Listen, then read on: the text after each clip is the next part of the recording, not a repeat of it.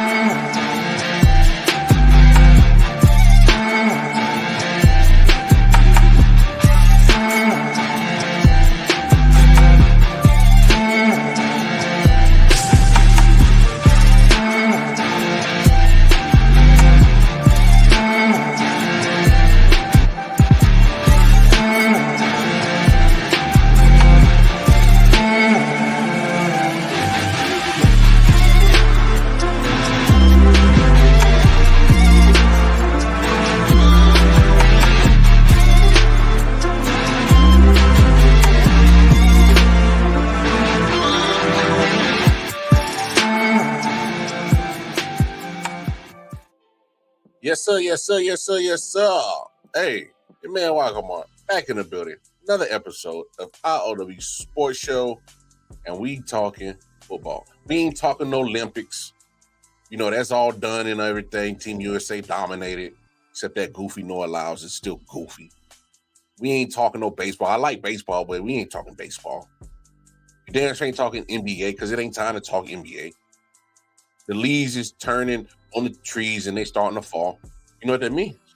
Not only it means it's the end of summer and it ain't gonna be as hot as hell, but we talking football, baby, and we previewing just about as many teams as we can. We hope that we preview all 32 teams, but if we don't, I'm glad that we're previewing this one because I'm talking Tennessee Titans, and if I'm talking Tennessee Titans, I know who to go to. I go to my man, Double J, Jay Jones, the one and only Jay Jones. Welcome to the show, my boy. What's happening with you?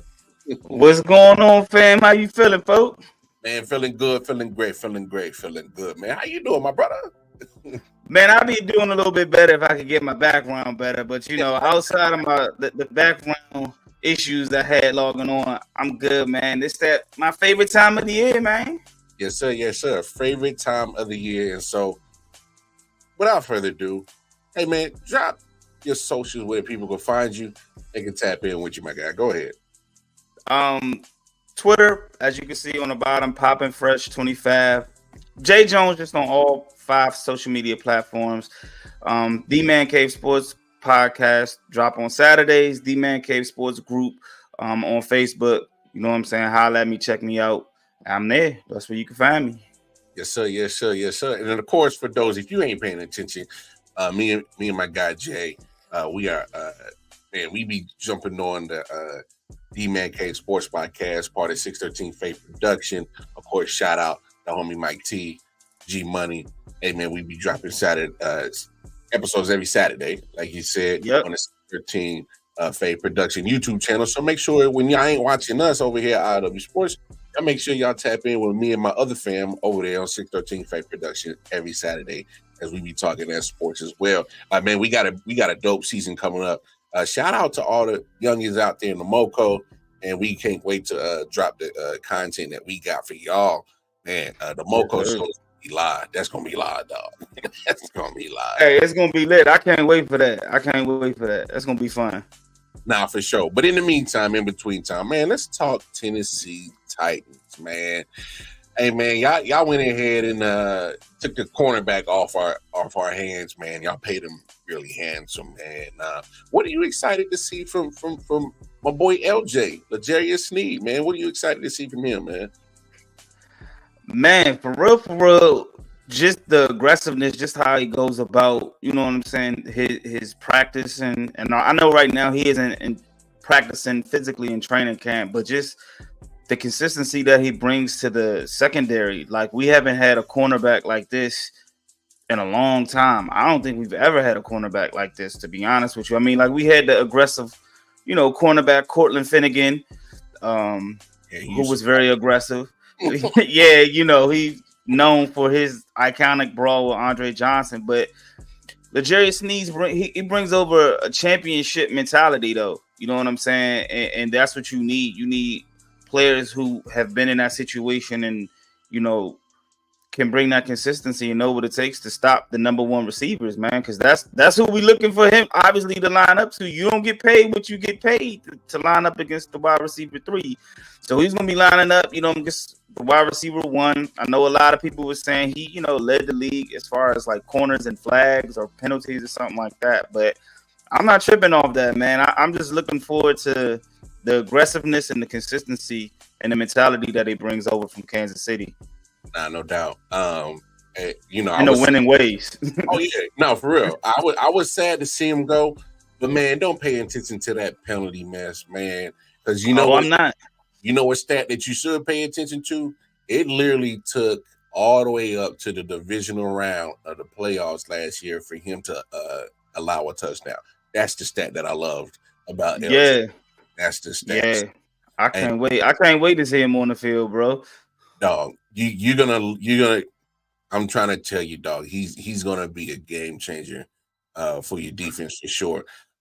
Speaking of your defense, correct me if I'm wrong. Obviously, is it fair to say that kind of the strength of the Titans is on the defensive side of the ball, and you're hoping that the offense starts rounding out because you lost a big piece. As much of a big piece you gained on defense, you lost a big piece on offense. Well, how you dealing with the loss of the tank back there, Deuce Henry, man? I mean, we lost so many pieces, bro. I ain't even been able to grab me a jersey, bro. We done lost so many pieces, bro. I'm like, damn. But we didn't gain so many pieces too. And like you said, we did lose Derrick Henry, which was something franchise player like that, you never want to see him leave. You kind of want to see him finish his career, but it's tough, especially because he went to the Ravens. But it's not like this isn't the first time I've seen it or Titan fans have seen it, depending on when you begin cheering for him. But we saw Steve McNair go to the Titans. We seen Eddie George go to the Cowboys. We seen Chris Johnson go to the Cardinals. To the Jets. So it's just like, it sucks, but the writing was kind of on the wall, so you kind of knew it. Especially after he gave his farewell speech after the Jacksonville game, like you kind of sensed that it was kind of the last game. I would have preferred that they traded Derrick Henry. That way they would have got some type of value back, but obviously they didn't feel that the value back for Derrick Henry was worth it, so they didn't trade him. But I don't know, the offense. Hey, it's gonna be fun to watch because we got a whole new coaching staff and we got a lot of new pieces around there. Tajay Spears is coming back for his second year. We got Tony Pollard. We got Calvin Ridley. We got Boyd from the Bengals. So with D Hop, and it's gonna be the offense is gonna be fun, and that's something also I can't wait to see, because the little snippet I've seen in preseason, I'm like, okay, that's going to be a different Tennessee offense. It's definitely going to be different than your regular hand the ball off, go, smash mouth downhill running back kind of game. So I don't know if the defense is the strength, but because I think they both have their weaknesses on both sides, but both sides should definitely be fun to watch because it's going to be different than what we're used to as Tennessee fans. Yeah, that's fair. That's fair. For sure. With that being said, it sounds like you got some excitement to see how your boys is going to look on offense. Now, I know me and you have talked about this personally. I know you're a big Malik Willis fan. man, how much are you hoping that he actually gets a chance to actually compete for the starting job? I know most people are going to say, man, it's Will Levis's job to win or to lose, but at the same time, you know, I've been seeing some of your tweets. You seem like, yo, give my man League a chance for this starting job, bro. Yeah, it's tough because I don't think he's going to get the opportunity right now to start over Will Levis. Like he's right now, he's not even at QB2 right now, behind Mason Rudolph. Oh, wait a minute, we behind Mason Rudolph. Though, bruh, hold on. Before y'all go over, Mason Rudolph is looking. I mean, we seen what he did in Pittsburgh, and he's been looking good in preseason and camp. He's not far behind Mason Rudolph, but he's definitely improved with the new coaching staff and with the way that he's been working out. Like he looks like a totally different Malik Willis than the first 2 years. Like the progression and the growth with Malik Willis is definitely seen. He still has a tendency to kind of sometimes, I mean, he misses some throws that you probably be like, damn, you probably should have made that one. Yeah. And I think once he kind of gets that a little bit better with that, I think then, as time goes on, he'll have that opportunity to compete for the second spot, maybe the first spot, depending on what goes on with Will Levis. But, right now he's definitely grown as a player. You can see it on tape. But I don't think he's going to have the opportunity right now to compete for the one spot. But it's definitely an interesting matchup with him and Mason Rudolph, though, because they're giving each other good competition right now in camp. Hey, competition is good. Competition is good for the show. I dig it. Yeah. But besides him liking mayonnaise so damn much, man, what are you excited to see in the second year of Will Levis, man? You ain't get the cologne. The Will ate cologne. I ain't getting that. First of all, I barely even like mayo, bro. If I didn't need it in crab cakes, I wouldn't use it. But it's necessary in crab cakes. But because I know you be doing the food. You know what I'm saying? You be doing the food podcast and everything like that. I thought you would have dropped my man's. Nah, he can keep that mayo. Nah, man. Nah. With Will Levis, I just mentioned about all the pieces that he has around him. So he has a lot of playmakers around him. He has an offensive minded quarterback. Quarterback coach or coach now in Callahan. Yeah.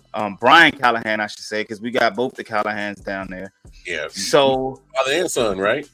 Yeah, father and son. So I'm just excited to see his progression and his growth. Like last year, he got in and it wasn't as much talent. The offensive line was kind of bad. So like I said, man, we revamped the offensive line, got Latham over there. We got Cushenberry from, from Denver. We got Peter Skoronski coming back.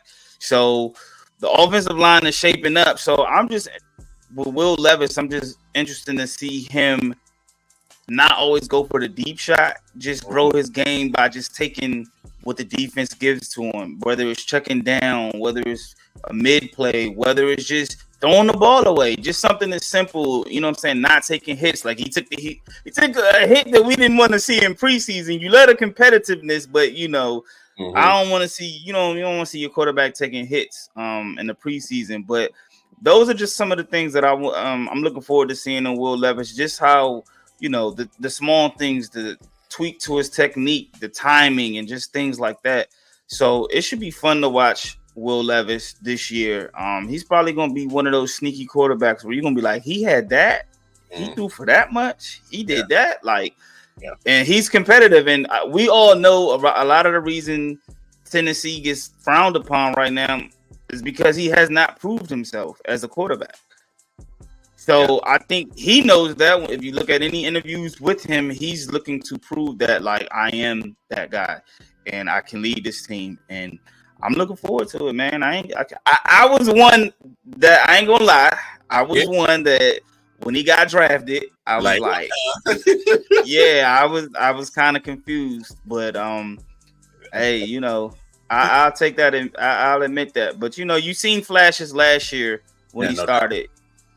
You just hope that the offensive line can stay healthy as well as the playmakers, and I think you're going to see a totally different Will Levis this year. Nah, no doubt. Will Levis. I think earlier this year, especially after the draft and some of the free agency moves you made, I'm like, oh, Tennessee trying to make something pop over there. I was like, man, you got my man LJ on the defense, then snatch Calvin from the Jaguars after 1 year. They was like, yeah, I thought you was going to retain him. Yeah, we got him. I was like, got him. And hey, can't forget it. And I'm glad you brought up Tyler Boyd. I think he gets lost in the shuffle because he was with Jamar Chase and T. Higgins. And people forget it was a trio. It was all three of them that was hitting 1,000 yards just about every year with Burrow. So don't act like Tyler Boyd can't play no ball, dog. Y'all need to pay attention. Pay attention. You know what's crazy? Like, so D-Hop, he went down earlier, like this offseason. Like, he had like a little calf injury or some type of leg injury or whatever. Yeah. And normally, Titans Twitter would have been in like a frenzy. We would have been panicking and this, that, and the other. But because now the wide receiver room is kind of stacked. Yeah. They're like, oh yeah. We could be out. We'll be all right. And it's like, yeah, you'll be all right. But you still don't want to see your wide receiver go down. But like, the confidence in the wide receiver room is way different than what it's been in the past. I mean, yeah, we had AJ and we had Julio, but Julio was kind of on the decline. But like, everybody's excited about this wide receiver room. Even as far as what Treylon Burks is going to do, he's a real huge piece to this puzzle as well. So the wide receiver room is definitely something Titans fans are looking forward to watching this year. Hey, that's pretty dope because,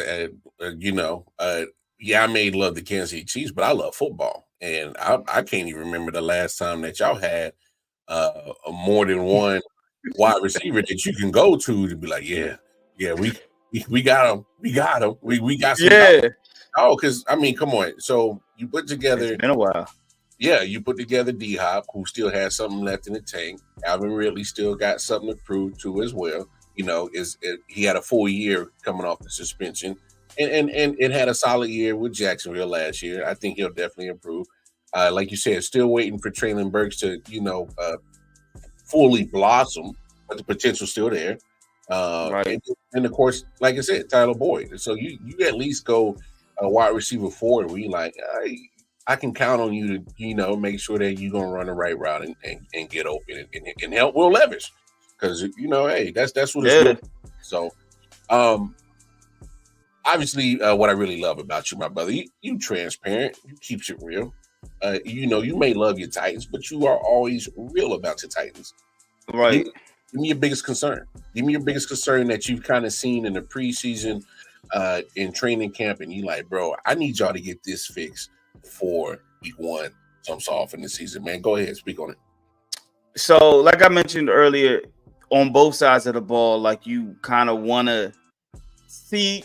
There's both a few weaknesses you want to tweak. So on offense, the offensive line, you kind of got the left side pretty much, and they're rounding it up now. They're making their decisions now. The offensive line obviously was a huge problem for us last year, and like I said, we got J.C. Latham, we got Cushenberry as the center, we got Peter Skoronski, on our left side. So that right side, they're getting it together, and it might take a few games for it to mesh together. But I believe in Bill Callahan and what he's done. You see, it's getting better. You see, all three quarterbacks have had some time to make passes, and they've opened holes for the running back. So obviously on offense, that's kind of like my concern or Titans fans' concern. And on defense, I would probably say is the linebacker position right now.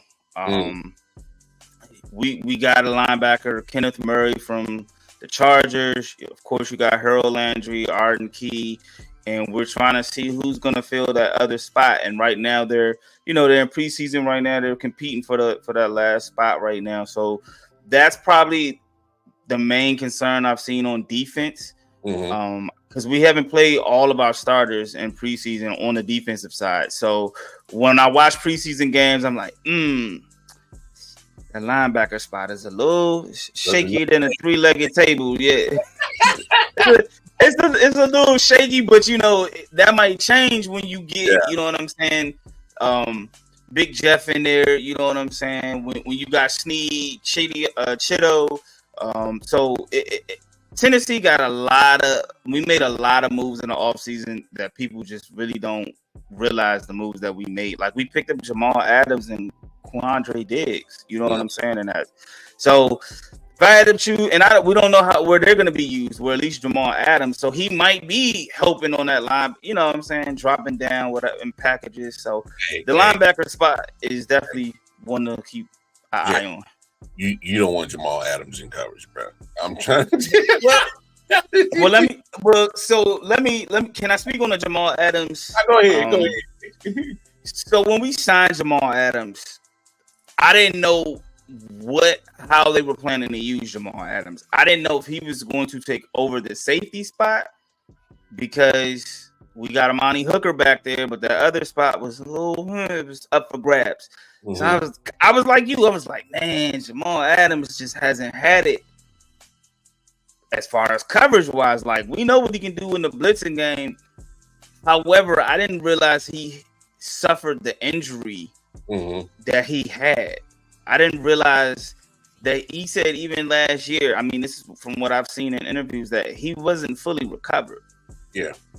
And that he was out there playing on a bad leg. And I'm like, I mean, that kind of makes sense because the way he was looking on film, it was like, damn, and a lot of Titans fans felt that way. That's why they were happy that we got Diggs. So I'm just gonna, I don't want to say erase, but I'm willing to give Jamal Adams, see what he can do for our team. And if he plays, he's going to have good games, bad games, but I'm willing to give him a clean slate as he's with, with the Titans. And he says he's fully healed. So we're going to see. But I think it's going to be a piece where he's going to be used in packages and he's going to be doing what he does best. Like, I don't think he's going to be in those, like, deep coverage. You know what I'm saying? Like, I don't think he's going to be covering Xavier Worthy. Yeah. You know what I'm saying? He ain't going to be covering. They're going to put him in positions where he can succeed. So I'm looking forward. That's another piece I'm looking forward to seeing, like, because I know he's got a chip on his shoulder. Everybody's going on him. So, it's going to be fun in Nashville. Yeah. No, I mean, there's nothing wrong with I'm just, just. Nah, because I felt the same way. Hey, look, I love football. And I've seen Jamal Adams, whether he was in a Jets uniform, a Seahawks uniform, and now a Titans uniform. You just don't put the brother in coverage. There's more times than not. I'm not saying he can't cover. Just more times than not, he's not winning that matchup depending on what's his shaking night. And the good coaches have always exploited him on that side when it came to the defense. Now, when it comes to him being like an extra linebacker in the box safety, that's his bread and butter. That's just all it is. See, he's back with Denard Wilson, who was with him not as a defensive coach, but as a secondary coach when he was with the Jets. Mm-hmm. So that's why I feel like he's going to put him in the position where he can succeed, like you said, in the box, coming down, blitzing, and things like that. So, and that's why we got Diggs to actually play the starting safety role. Yeah. Which I was actually kind of surprised that Diggs was sitting out there for a moment on a free agency, because I've always thought he's always been a solid player. But all right, final question before I get you out of here. I got to put you on the spot, my dog. Oh yeah. Rank this AFC South 1 through 4. You get go ahead, give us your predictions on who gonna probably win this division at 1 and who's really gonna stink at 4. Before I rank this, I honestly think this is probably going to be one of the best divisions to watch. It's going to be fun because there's so much talent there, and the AFC South has always been kind of like the laughing stock, because they're like, oh, it's always been dominated mainly by one, maybe two teams or whatever. So in recent years, you know what I'm saying, like, there's a lot of talent in the AFC South, and all teams got better, in my opinion. Yeah.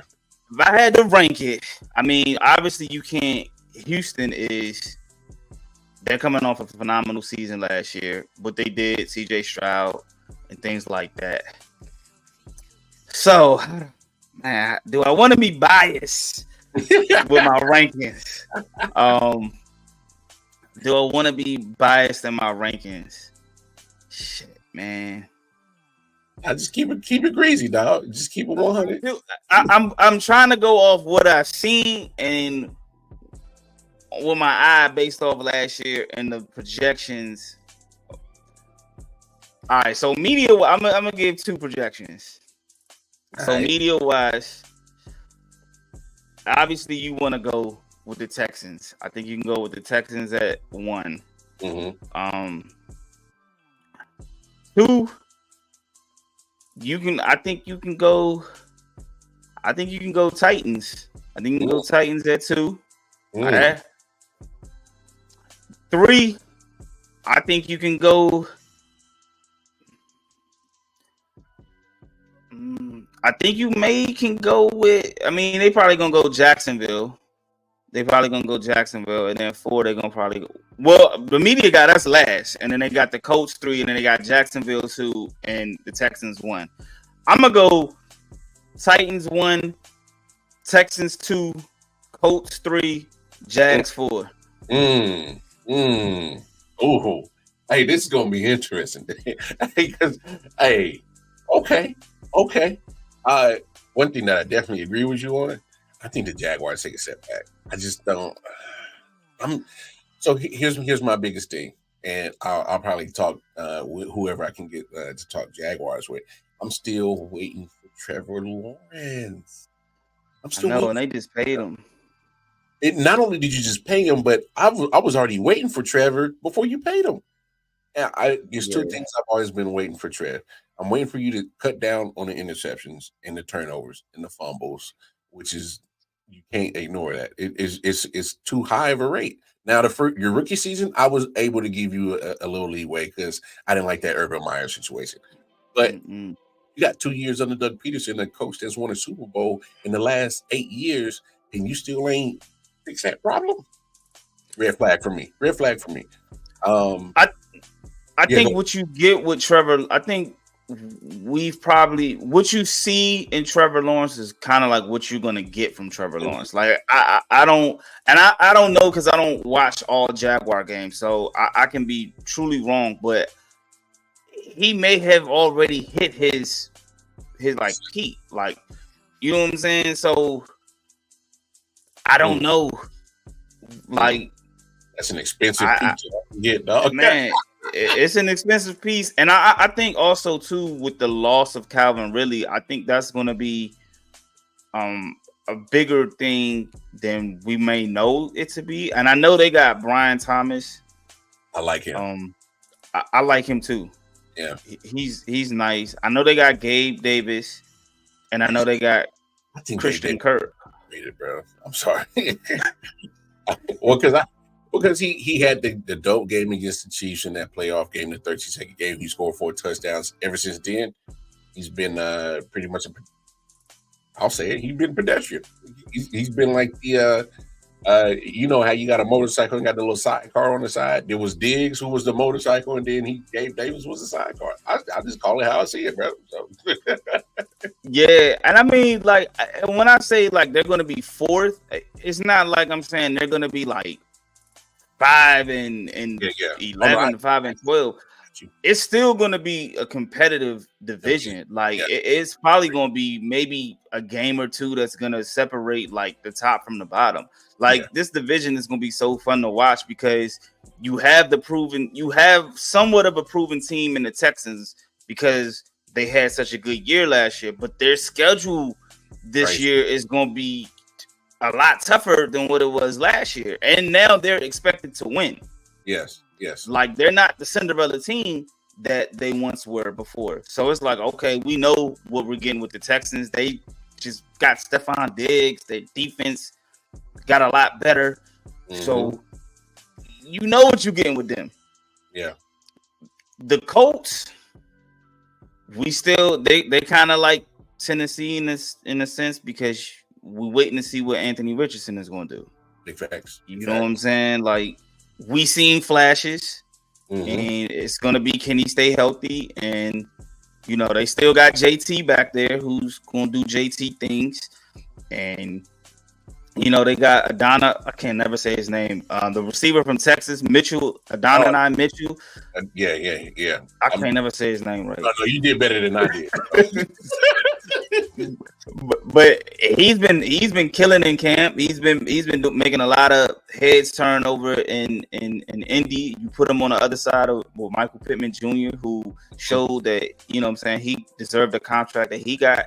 So, and then you got us that just made a lot of moves in free agency and in the draft, and we're still in that same boat. Like we, yeah. I can't remember. I think I tweeted right after the draft, and I think some of the free agent moves. I said, I think all 4 teams of the AFC South really just got better. I really did, and I think it's going to show, especially when you start getting closer to December and January when it comes to playoff season. I'm not going to say you guys are going to be as tough as the AFC North because we know how the AFC North get down. Right. I wouldn't be surprised if all 4 teams are competing for a spot. I'm just being honest. Just because you see so much, not only just transactional moves, like you are actually seeing just the effort of trying to improve your team by bringing in certain talent that you were absent of the year before.